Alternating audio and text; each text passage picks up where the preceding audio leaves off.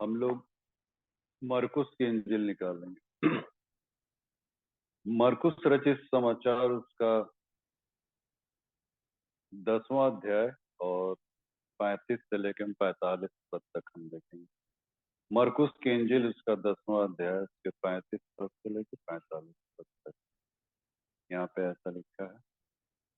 तब जब्दी के पुत्र याकूब और यूहन्ना ने उसके पास आकर कहा, हे गुरु, हम चाहते हैं कि जो कुछ हम तुझसे मांगे वही तू हमारे लिए करे। उसने उनसे कहा, तुम क्या चाहते हो कि मैं तुम्हारे लिए करूं? उन्होंने उससे कहा कि हमें यह दे कि तेरी महिमा में हम में से एक तेरे दाहिने और दूसरा तेरे बाएं बैठे। यीशु ने उनसे कहा, तुम नहीं जानते कि क्या मांगते हो। जो कटोरा मैं पीने पर हूँ क्या पी सकते हो, और जो बपतिस्मा मैं लेने पर हूँ क्या ले सकते हो? उन्होंने उससे कहा, हमसे हो सकता है। यीशु ने उनसे कहा, जो कटोरा मैं पीने पर हूँ तुम पियोगे, और जो बपतिस्मा मैं लेने पर हूँ उसे लोगे, पर जिनके लिए तैयार किया गया है उन्हें छोड़ और किसी को अपने दाहिने और अपने बाएं बिठाना मेरा काम नहीं है। यह सुनकर दसों याकूब और यूहन्ना पर रिसियाने लगे। और यीशु ने उनको पास बुलाकर उनसे कहा, तुम जानते हो कि जो अन्य जातियों के हाकिम समझे जाते हैं वे उन पर प्रभुता करते हैं, और उनमें जो बड़े हैं उन पर अधिकार जताते हैं, पर तुम में ऐसा नहीं है। वरन जो कोई तुम में बड़ा होना चाहे वह तुम्हारा सेवक बने, और जो कोई तुम में प्रधान होना चाहे वह सबका दास बने। क्योंकि मनुष्य का पुत्र इसलिए नहीं आया कि उसकी सेवा टहल की जाए, पर इसलिए आया कि आप सेवा टहल करें और बहुतों की छुड़ौती के लिए अपना प्राण। आइए हम लोग दुआ। अनुग्रहकारी दीनदयाल अपने परमेश्वर, हम इस वक्त तेरे वचन की गहराई में उतरना चाह रहे हैं। जो भी तू अपनी बातों को यहाँ पे डिस्क्लोज खोलना चाहता है उसको हमारे बीच में रख, ताकि तेरे वचन के आईने में अपने जीवन को तुझी में स्थापित करने पाए। छोटी सी दीनी प्रार्थना इस नाम से मांग सकते हैं। मंडली की तरफ बैठ जाएंगे।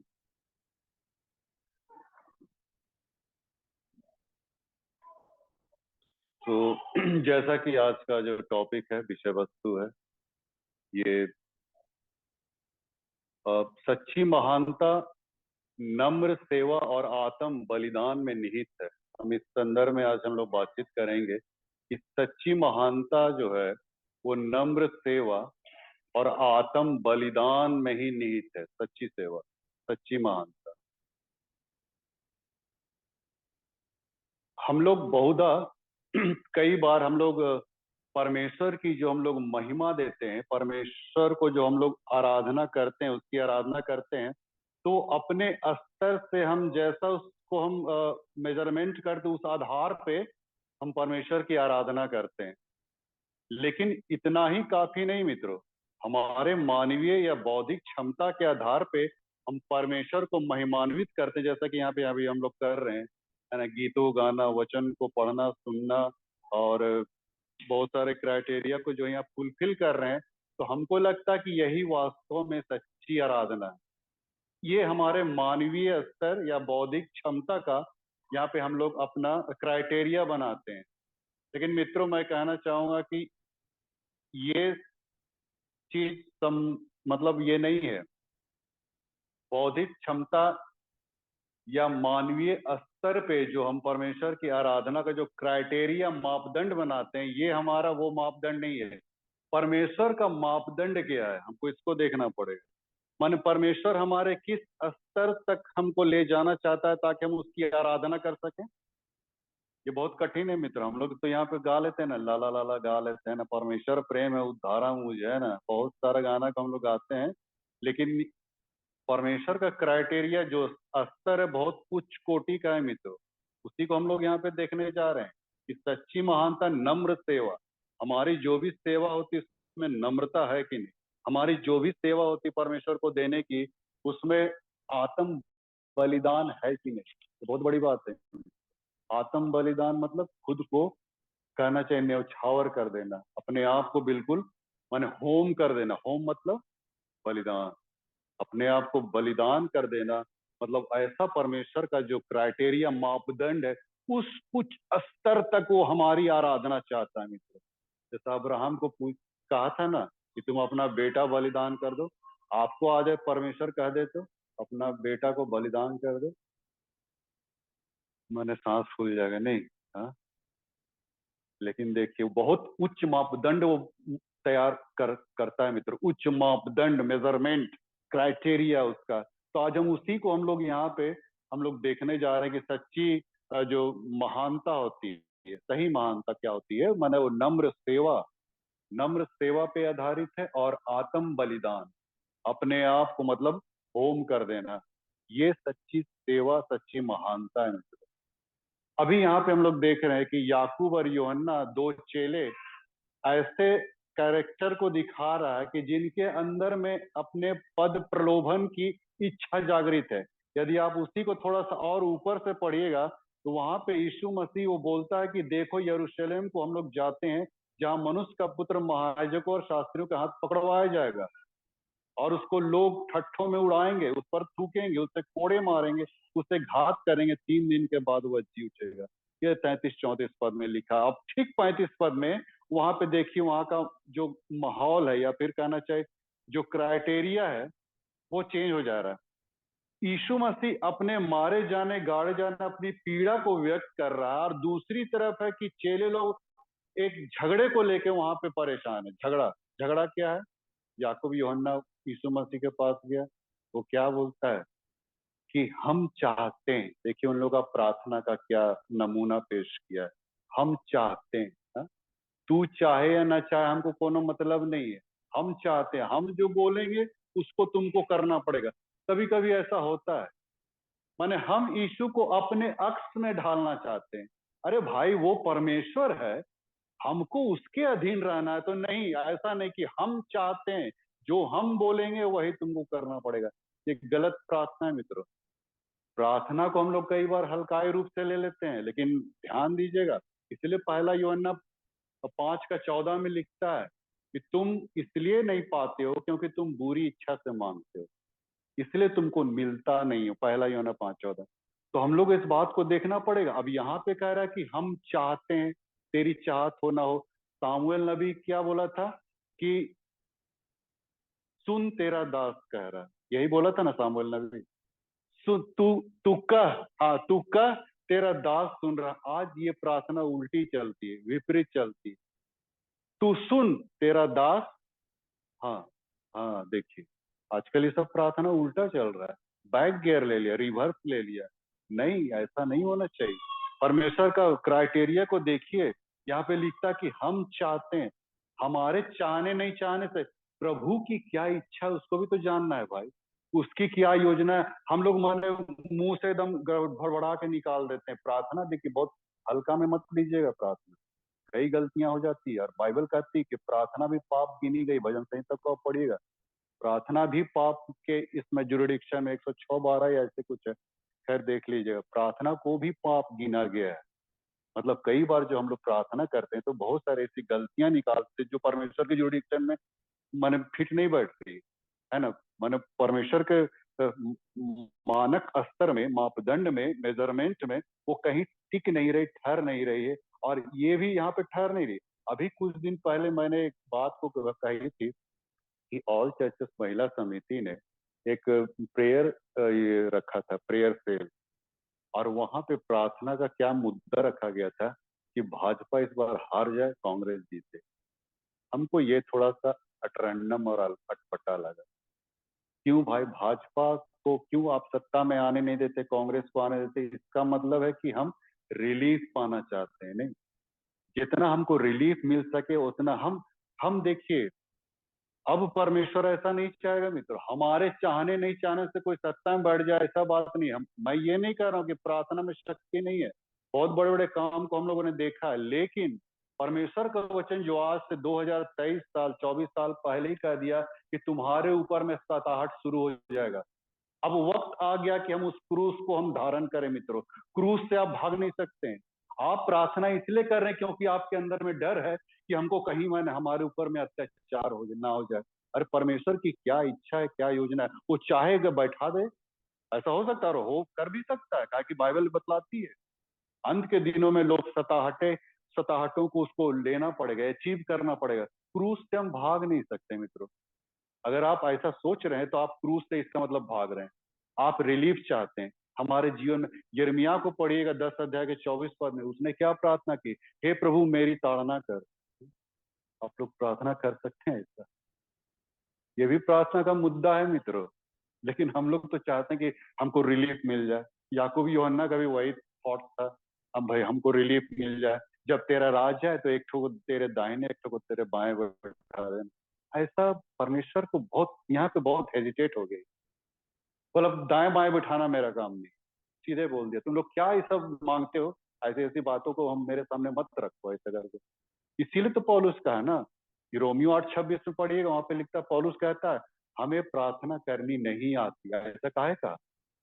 जाहिर है कि प्रार्थना एक ऐसा भास्ट चीज है ना, जिसको इंसान मतलब सही रूप से उसका जो ग्रीवांसेस है, गरिमा है, ग्रेविटी, उसको नहीं समझ पाएगा।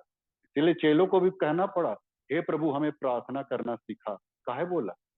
जाहिर है कि मैंने प्रार्थना सीखने की या उसको कैसे, मैंने प्रार्थना का क्या क्राइटेरिया या क्या उसका डिग्निटी है, उसको हमको समझना पड़ेगा। इसलिए पौलुस भी कहा कि हम प्रार्थना करना नहीं जानते, लेकिन आत्मा आप ही आहें भर भर के प्रार्थना करता है। मतलब प्रार्थना का जो क्राइटेरिया है, जो मापदंड है, या फिर जो सजाता है ना, वो पवित्र आत्मा ही सजा सकता है। मानवीय स्तर पे आप बहुत गलती कर देंगे, बौद्धिक क्षमता के आधार पे यदि आप प्रार्थना कीजिएगा तो बहुत गलतियां निकलेगी। लेकिन पवित्र आत्मा जब आपको टेकल करेगा तो आपको वही बातें को निकालेगा मुंह से जो परमेश्वर के जुरिडिक्शन में है ना। इस बात को समझिएगा, परमेश्वर के जो जुरिडिक्शन में है, अधिकार क्षेत्र में, उन्हीं बातों को आपके मुंह से निकलवाएगा, अदरवाइज दूसरे चीजों को नहीं। मुझे भी जब महिला समिति की ओर से ये मिला था अनुरोध कि वहां पे आपको आना है, जाना है ना, वहां पे हम लोग इस रूप में प्रार्थना करेंगे, तो मुझे ये बोला, तो मुझे मेरी आत्मा वो गवाही नहीं दी, कहा कि प्रार्थना का ये नहीं है।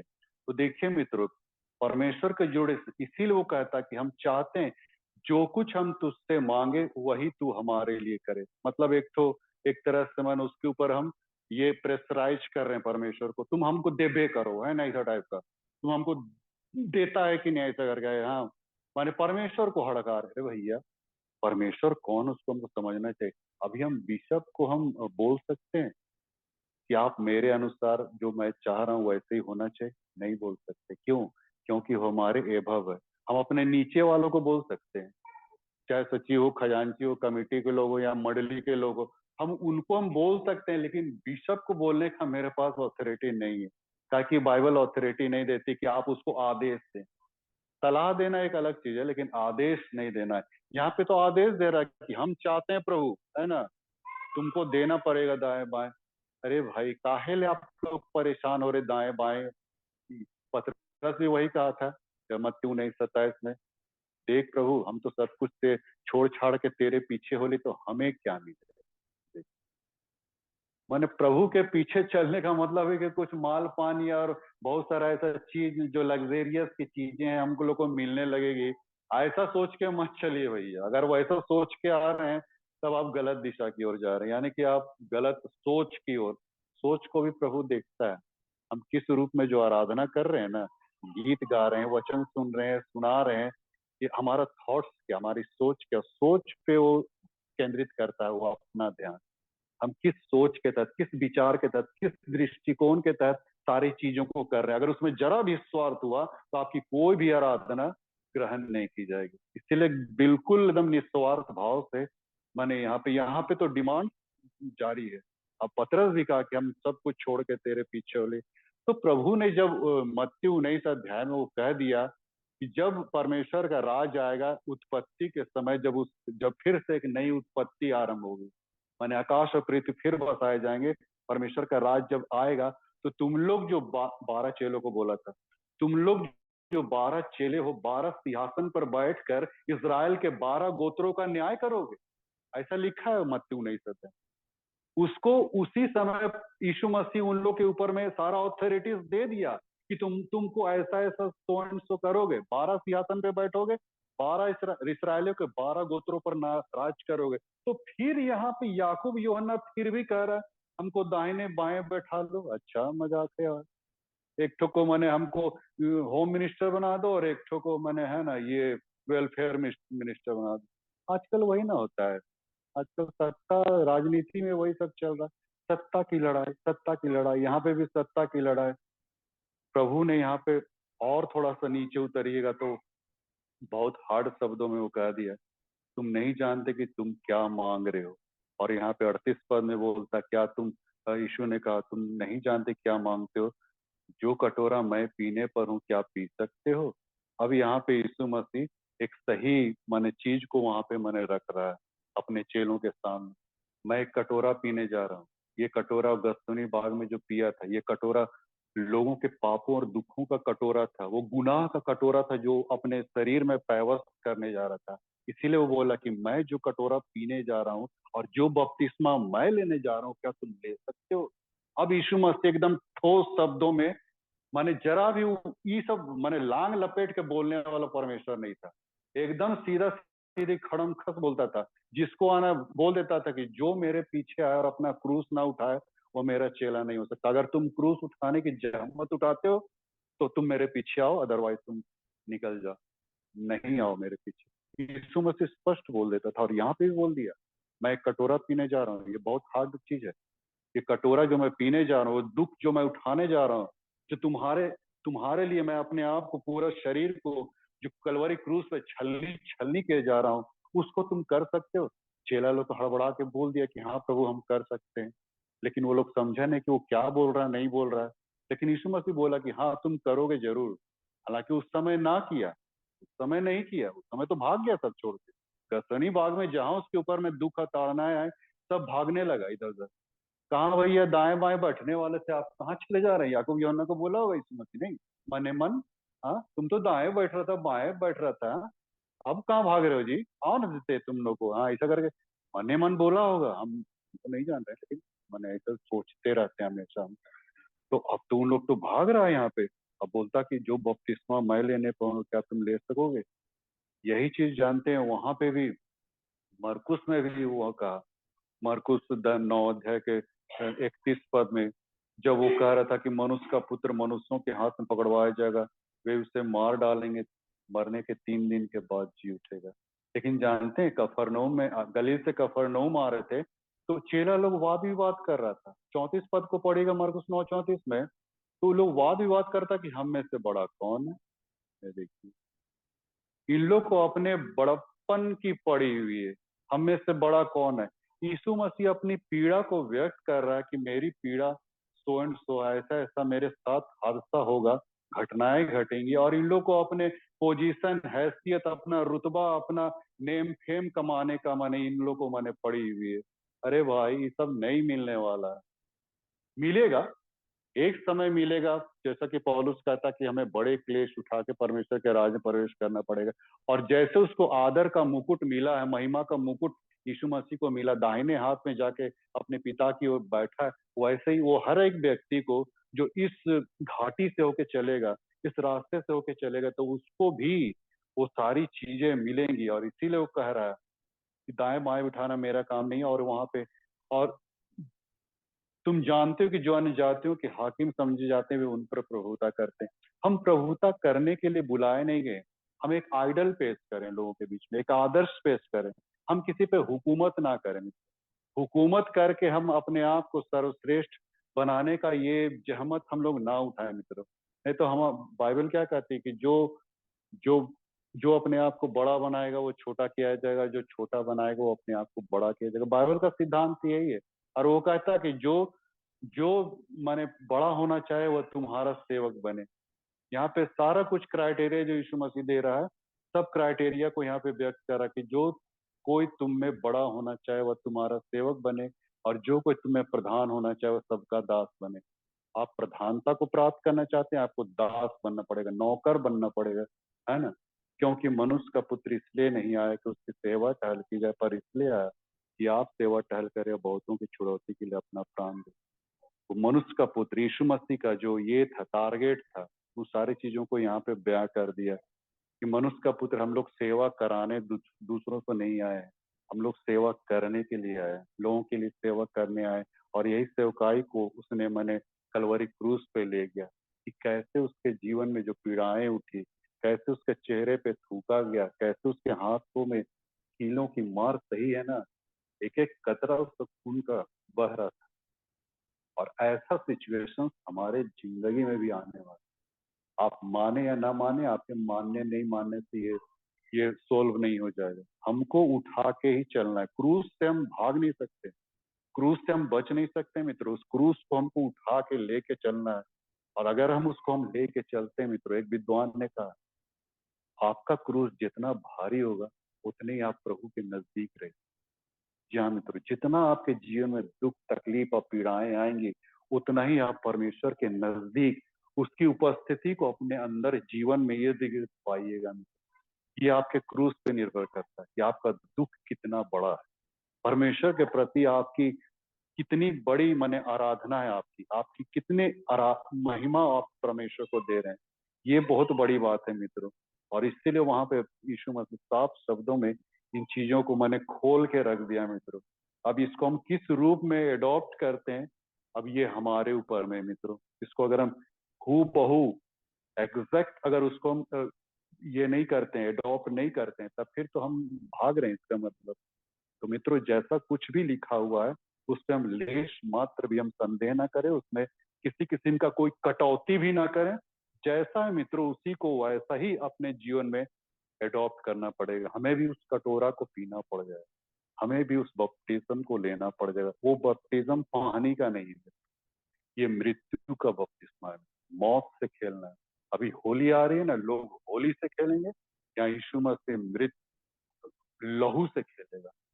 खेल चुका, वो खेल चुका, लेकिन अभी भी उसको वो अपने अंदर उस चीज को हमेशा याद रखे। तो बीच के क्रूज को जहां आप हटा दिए या भूल गए, तो फिर सब कुछ खत्म हो जाएगा। मसीह जीवन में अगर कलवरी के बीच का क्रूज को अगर डिलीट कर दिया जाए, हटा दिया जाए, तो मसीह जीवन में कुछ भी शेष नहीं। इसमें एकदम नोट डाउन कर लीजिए। इसीलिए बीच के क्रूज को कभी मत हटाइए, अपने दिमाग में हमेशा वो बनाए रखिए कि वो बीच का क्रूस वास्तव मेरे लिए था, लेकिन यीशु मसीह ने उस बीच के क्रूस को सहा मित्रों। और यही चीज आपको आगे बढ़ने में प्रेरणा देगी, आपके अंदर एक जज्बा पैदा करेगी, आपके अंदर वो स्पिरिट आएगा जिसके चलते आप उस मतलब उस पथ पे आप बने रहे। अदरवाइज अपने अकेले बूते नहीं, अकेले बूते हम लोग ये चल नहीं पाएंगे। सच्ची महानता इसी में कि हम अपने अपने आप को होम कर दे, बलिदान कर दे। यीशु क्या चाहता है उस पर हम लोग ये सब नेम फेम और ये सब अधिकार की बातें, नेम फेम पद प्रतिष्ठा लोकप्रियता, ये सब कुछ एकदम भूल जाइए मित्रों। मैंने पहले भी कहा था कि reverend, father, pastor, bishop, moderator, ये जो कुछ भी जो हम लगाते हैं ना नाम के साथ, ये सब इसका छीछा छीछा लेदर हो जाएगा। इतना खराब सी सब जमीन दोज हो जाएगा। हम व्यक्ति विशेष को नहीं बोल रहे हैं। आप लोग वैसा मत बोलिए बिशप साहब को कि आपका बुराई कर रहा था, मेरा कहने का वो मतलब नहीं था। हम लोग जो ये नेम लेके चल रहे हैं, डिग्निशन डिग्निशन लेके जो हम लोग चल रहे हैं ना, ये सबका मन एकदम हरास हरास हो जाएगा, सब छीछा लेदर हो जाएगी, सब कहाँ जाएगा ना, घटाड़ा खाना में हम लोग कह नहीं सकते। तो इन सारी चीजों के प्रति अपना रुझान ना रखें मित्रों। जितना आप ऊंचा उठते चले जाइएगा ना इस संसार में, उतने आप माने नीचे परमेश्वर के नजर में। परमेश्वर क्या कहता है लूका 16:15 में, जो मनुष्यों के दृष्टि में महान वो परमेश्वर के निकट घृणित है।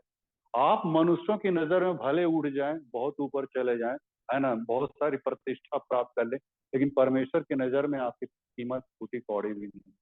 इसलिए अगर उठना चाहते हैं तो आपको बहुत नीचे जाना पड़ेगा। यीशु मसीह को भी नीचे जाना पड़ा, कब्र में जाना पड़ा, कब्र की उस घुटन को अपने अंदर महसूस करना पड़ा। ऐसा महसूसियत अगर हम करते हैं मित्रों, तब हम उस कब्र में से निकल के एक नया जीवन प्राप्त करेंगे, प्रभु के पास जाएंगे। ये है सिद्धांत। ऊपर जाने का सिद्धांत नीचे से शुरू होता है, ऊपर चढ़ने में नहीं होता है। यही चीज है मित्रों, प्रभु हमें सिखाना बताना चाहता है मित्रों। तो इस बात को हमेशा हम लोग समझे मित्रों। सच्ची महानता, नम्र सेवा, बिल्कुल नम्रता में रहें आप लोग, और आत्म बलिदान, अपने आप को एकदम न्यौछावर करने का माने जज्बा आप बांध ले। अब सिर पे आपको कफन बांध के चलना है मित्रों, एकदम इसमें दो मत नहीं है। अब सिर पे हम लोग को कफन बांध के चलना है कि जैसा भी हो, जो भी परिस्थिति आ जाए, हम उसमें एकदम बिल्कुल सटीक बैठे, कहीं पे अटके ना। और ये सब हम लोग को एकदम कफन बांध के चलिए। आने वाला समय में 2024 में अब देखिए अगर भाजपा बढ़ गया तो हम माइनॉरिटी का तो हालत खराब हो जाएगा। लेकिन हम लोग ये ना समझे कि हम लोग क्या बोलते हैं, हम लोग माइनॉरिटी में नहीं है मित्र। बाइबल क्या कहती है?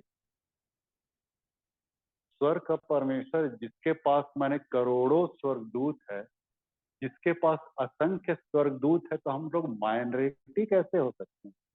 हम लोग माइनॉरिटी नहीं, हम लोग मेजोरिटी में है मित्र, है ना। अरे हमारे परमेश्वर के पास बहुत सारे स्वर्गदूत है, तो हम माइनॉरिटी में आ ही नहीं सकते। तो कभी भी हम बोल नहीं, ना बोले हम माइनॉरिटी। अरे आपके स्वर्गदूत चारों तरफ सब कुछ लिखता है, भजन संहिता 34:7 में लिखता है, परख कर देखो, स्वर्गदूत तुम्हें चारों तरफ घेरे बांधे हुए तुमको बचाता है, ऐसा लिखता है सब कुछ।